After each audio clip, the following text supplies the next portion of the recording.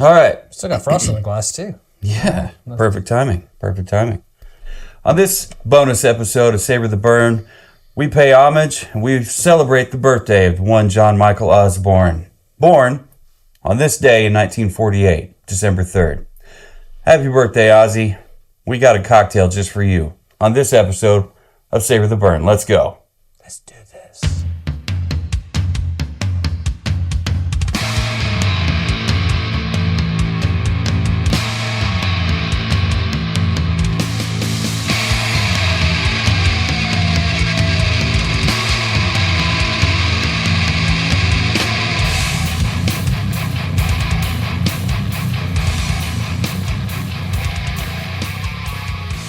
Hello, everyone, and welcome to this bonus episode of Savor the Burn.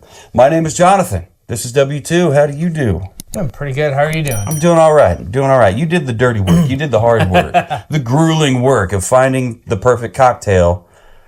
Yeah. So let's show them how it's made. Then we'll tell them what it is. Let's go. Let's do it.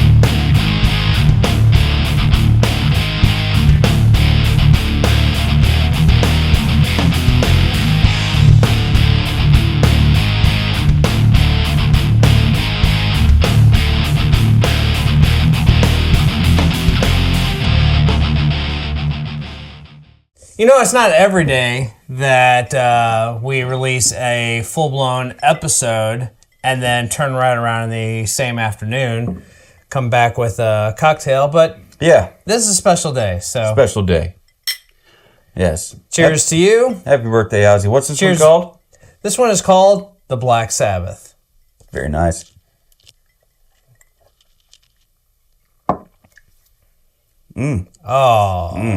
Oh, yeah. Absinthe all over it. Oh, man. What else we got in here? Phil McGinn's going to love this one. I think so. Yeah. I hope so. This Black Sabbath, it's a riff off of a Manhattan. Okay. Specifically, it is a riff off of a Midnight Manhattan. Midnight Manhattan. Because it uses the Amaro Averna. Averna. Which is a Sicilian, dark, black Amaro. Yeah, it is pretty dark. It looks good. And so, yeah, it's got that in there. It's got some orange bitters, and which caught my attention. Right. It calls for a bar spoon of absinthe. Yeah, and we have yet to really kind of get into this and do a full review of this, but it's going to happen. Oh, yeah? Mm-hmm. Because it came from Rieger. You know, KC Locals. This is a tasting room exclusive. Right. Yeah, you can't get it unless you go there. Not just because it says so right there, but that is the only place you can get it is their tasting room. It's not available. They do not distribute it. Mm-hmm. And it's 135 proof. Okay. Absinthe. I'm not an absinthe connoisseur like our buddy Phil McGinn's is. Oh, he is? He absolutely is. Okay. but 135 proof seems high to me. Seems high to me.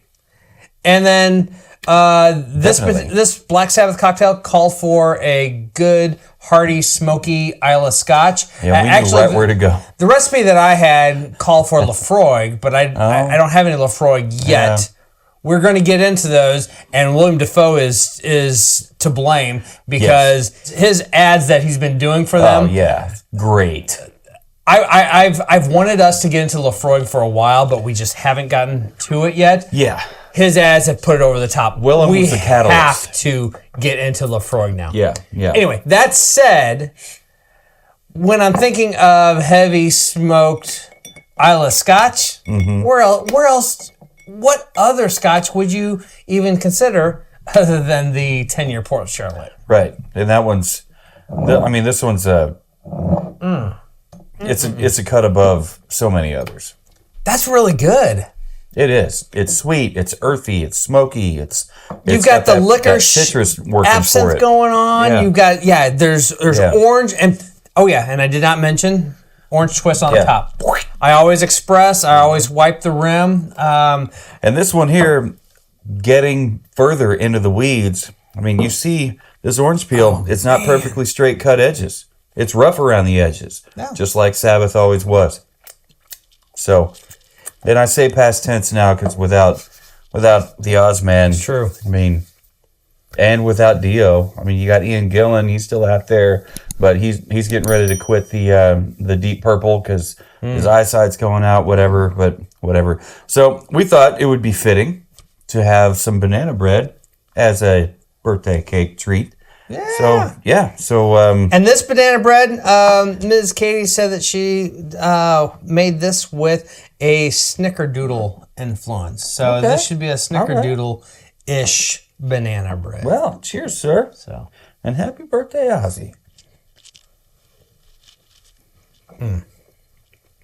I'm tasting the banana influence. There's definitely some banana influencing this bread. Very tasty.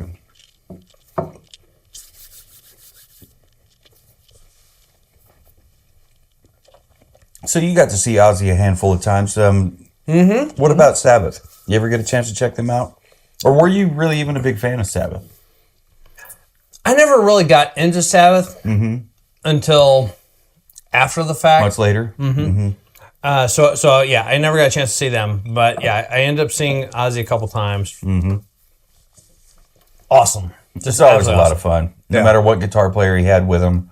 The drummer, whether it was Tommy Aldrich or Randy Castillo.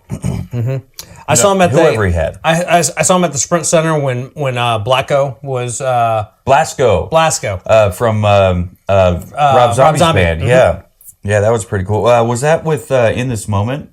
No, that was with who else was playing on that? Oh, you went to the one where I couldn't go because I had a gig right down the street at some other bar. It was like we had freezing rain that night. No, it was walking out on the sidewalk. It was a nice night. No? Okay, all right. Ozzy ran back and forth on the stage, spraying everybody with the foam hose. As he did. That would have been, let's say, Cora would have been 5-ish. So maybe 2001.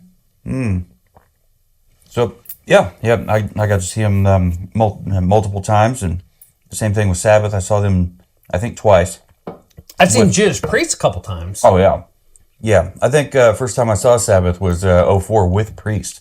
I got to meet Rob Halford. You did? When they played the River Market. Oh, I remember that. Yeah, with Slipknot and Lamb of God and Maybe Shadows Fall. I got put on the list, and I was one of the Rock's photographers. I had a photog pass. Wow, how for cool that is show, that?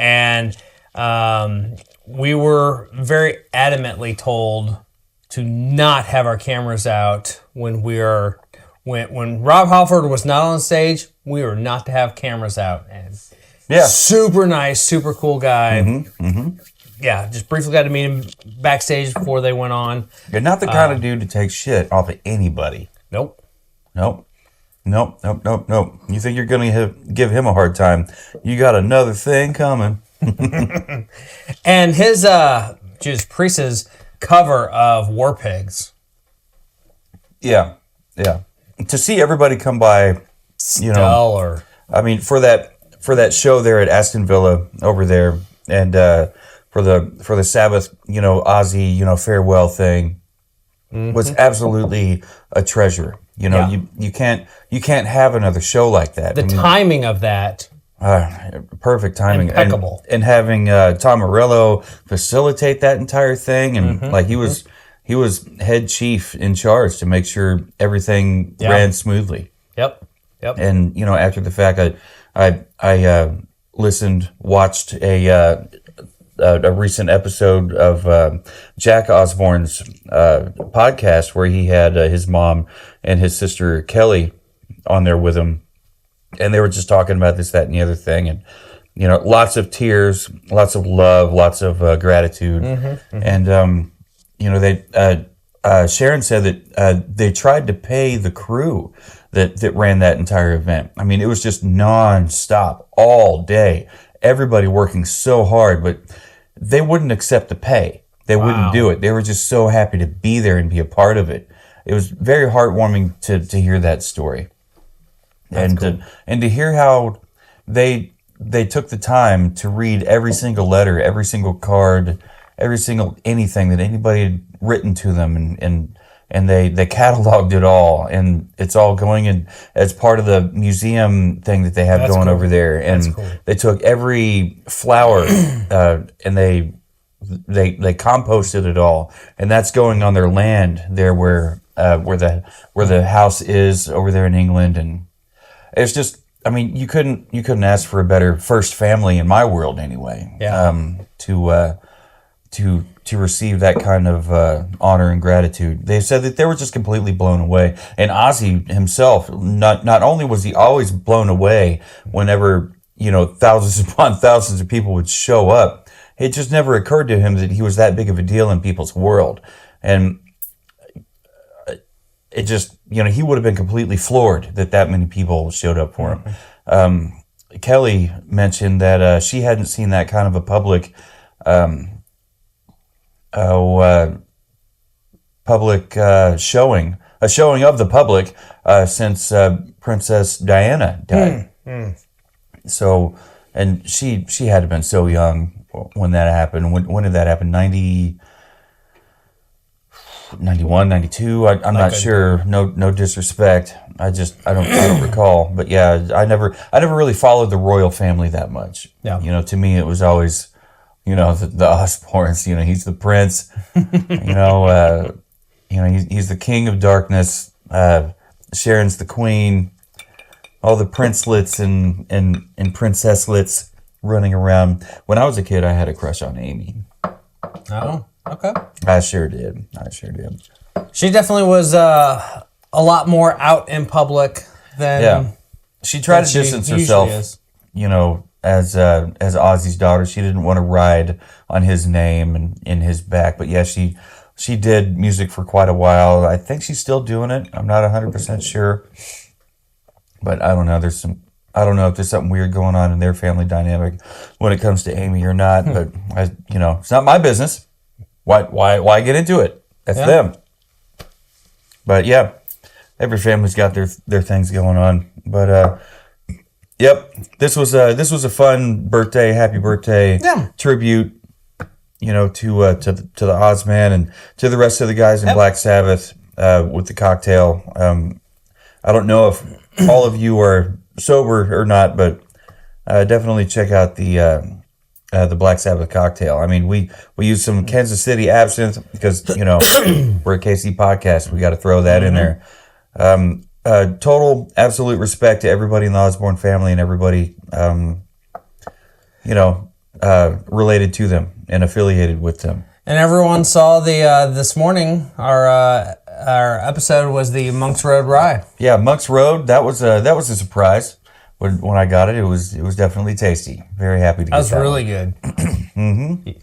They gave me a free pour, and I'm like, yeah, gonna need a bottle.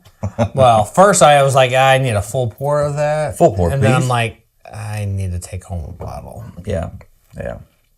Well, we'll let you get on with your day. You've had a couple episodes today, so no matter who you are, where you are, whose birthday you're celebrating, and how you're celebrating it, never forget. Keep on burning.